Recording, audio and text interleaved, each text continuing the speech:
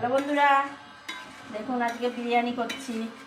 তাই এই যে আমি চিকেনটা কষিয়ে উঠিয়ে নিয়েছি, আর এই যে আমার আগে সাজানো হয়ে গেছে। নিচে বেরেস্তা দিয়েছি, তারপরে বিরিয়ানি মশলা দিয়েছি, গোলাপ জল, কেওড়ার জল, মিঠা আতো আর এই ডিম আলু দিয়ে সাজিয়ে রেখে দিয়েছি। এবার এই যে চিকেনটা যাবে।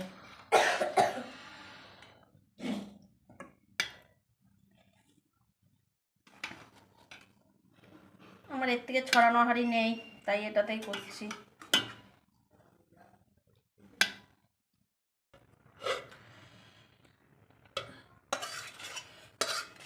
বাদ বাকি রাইসটা উপরে দিয়ে দেবো।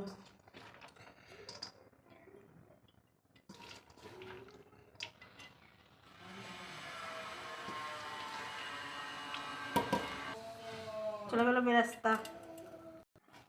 এখানে গোলাপ জল, কেওড়ার জল, মিঠা আতর দিয়ে কেশর দিয়ে ভিজানো দুধে এটা দিয়ে দিলাম।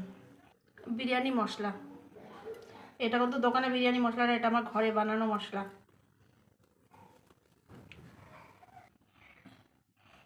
দেখুন আটা দিয়ে ভালো করে মুখটা সিল করে দিয়েছি। আমি যেহেতু স্টিলের হাঁড়িতে করছি তাই ওই যে চাটুটা দিয়েছি। এবার চাটুর উপর আমি এটা বসাবো। এই যে, নাহলে ডাইরেক্ট স্টিলের হাঁড়িটা দিলে কি নিচে পুড়ে যাবে, তাই।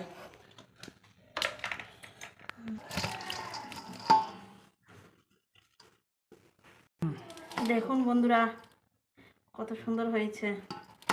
এবার গামলায় আমি একবারে ঢেলে নিয়েছি, এখান থেকে কাটিয়ে কাটিয়ে মানে মাখবো আর দিয়ে দেবো থালায়।